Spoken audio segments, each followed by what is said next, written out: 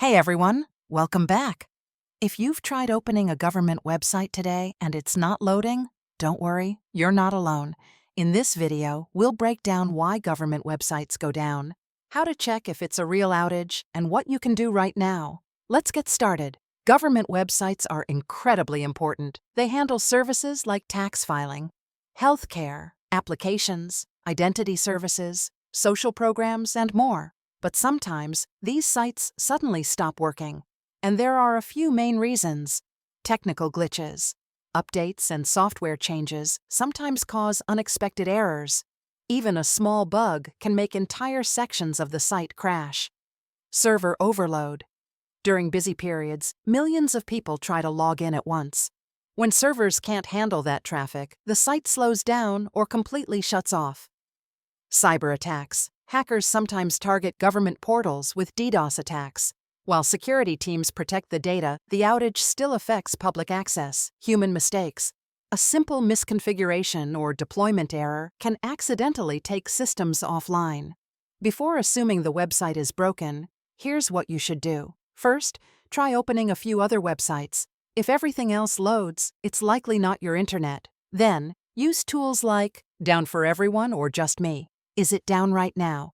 These tools quickly show whether the site is offline for everyone, or just you. Also check official government social media pages. They usually post updates if maintenance or outages are happening, and if nothing works, it may just be temporary. Outages are often fixed faster than we expect. Sometimes the issue is actually on our device. Here's what to try. Update your browser. Clear cache and cookies. Disable ad blockers temporarily. Try opening the site in another browser. Switch to a different network or device. Many government platforms are sensitive to outdated browsers or blocked elements. Here's a quick recap of fixes that work. Clear your browser cache.